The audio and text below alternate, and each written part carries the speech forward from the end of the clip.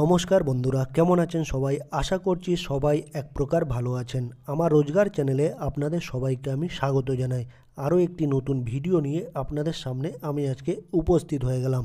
বন্ধুরা, আমি আজকে আপনাদের শিখিয়ে দেবো আপনাদের যে ফোনের স্টোরেজ আছে সেটা আপনারা কিভাবে খালি করতে পারবেন। অর্থাৎ বন্ধুরা, আপনারা কোনো কিছু ডিলিট না করে, কোনো কিছু রিমুভ না করে, কোনো কিছু না হারিয়ে মোবাইলের আপনাদের ফোনের স্টোরেজ কিন্তু আপনারা খালি করতে পারবেন।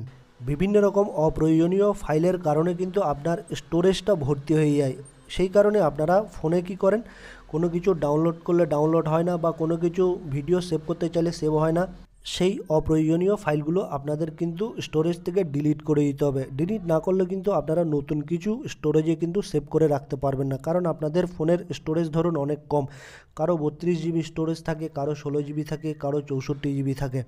কিন্তু এই 16 জিবি, 32 জিবি বা 64 জিবি হওয়ার পরেও কিন্তু বন্ধুরা আমাদের আরও স্টোরেজ দরকার পড়ে, কারণ আমরা অনেক অ্যাপ্লিকেশান বা অ্যাপ ডাউনলোড করি নতুন, তারপর ভিডিও ডাউনলোড করি, অ্যাপ ডাউনলোড করি, এসব কারণে কিন্তু আমাদের স্টোরেজটা ফুল হয়ে যায়।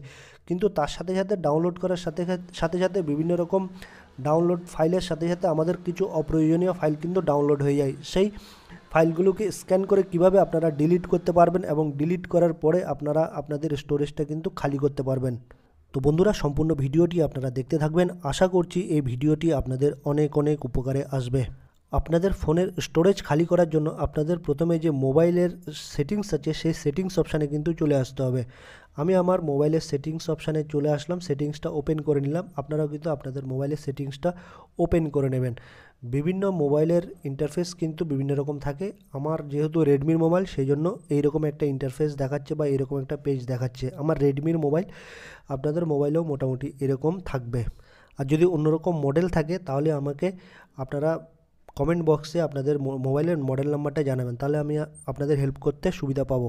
এই রকম একটা পেজ ওপেন হয়ে আসলে আপনারা দেখতে পারবেন অ্যাবাউট ফোন। এই অ্যাবাউট ফোনে কিন্তু আপনাদের ক্লিক করে দিতে হবে বা টাচ করে দিতে হবে। আমি আপনাদের মেনশন করে দিচ্ছি বন্ধুরা, মার্ক করে দিচ্ছি। এই দেখুন, অ্যাবাউট ফোনে কিন্তু আপনাদের টাচ করে দিতে হবে। আমি অ্যাবাউট ফোনে টাচ করে দিলাম। তারপর স্টোরেজ বলে একটা অপশান কিন্তু আপনারা দেখতে পাবেন।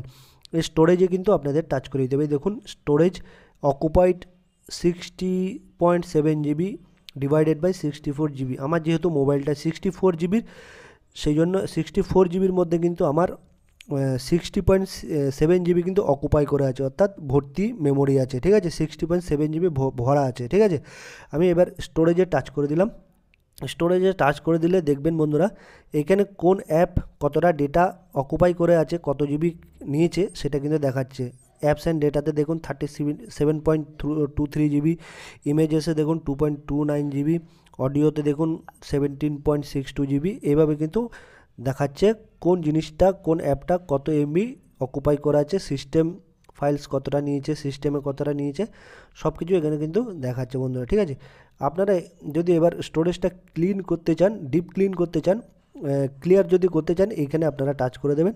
ঠিক আছে, এইখানে আপনাদের টাচ করে দিতে হবে ক্লিয়ারে। ঠিক আছে বন্ধুরা, ক্লিয়ার অপশানে টাচ করলে কিন্তু ক্লিন অপশান বলে একটা অপশান চলে আসবে। ঠিক আছে বন্ধুরা, আর নিচে দেখুন বন্ধুরা, ডিপ ক্লিন করতে চাইলে কিন্তু আপনারা আপনাদের কিছু অ্যাপস কিন্তু মানে ডিলিট করতে পারেন, যেগুলো দরকারি না। ঠিক আছে, ডিপ ক্লিন বলতে এটাকে বোঝায়। ডিপ ক্লিন বলতে যেগুলো অপ্রয়োজনীয় ফাইল আছে বা অ্যাপস আছে, সেগুলোকে আপনারা ডিলিট করতে পারেন মোবাইল থেকে। ঠিক আছে, আমি যদি এবার ক্লিয়ার অপশানে টাচ করে দিই, ক্লিয়ার অপশানে টাচ করে দিলে বন্ধুরা আমার স্ক্রিন রেকর্ডটা হবে না। সেই জন্য আমি কিছুক্ষণ আগে কী করেছিলাম, এটাকে স্টোরেজটা ক্লিন করেছিলাম। ঠিক আছে, যদি আমি ক্লিয়ার অপশানে টাচ করে দিই বন্ধুরা, দেখি ফিনিশড ক্লিনিং। ঠিক আছে, ক্লিন করা ফিনিশ হয়ে গেছে, দেখতেই পাচ্ছেন। ঠিক আছে, নো থ্র্যাশ এখানে দেখাচ্ছে বন্ধুরা, কিছুক্ষণ আগে আমি ক্লিন করেছি। তো বন্ধুরা, এভাবে খুবই সহজ উপায়ে আপনারা কিন্তু আপনাদের মোবাইলের স্টোরেজটাকে খালি করতে পারবেন বা ক্লিন করতে পারবেন। আশা করছি বন্ধুরা এই ভিডিওটি আপনাদের অনেক উপকারে এসেছে। যদি ভিডিওটি ভালো লেগে থাকে, লাইক, শেয়ার, সাবস্ক্রাইব অবশ্যই করে দেবেন।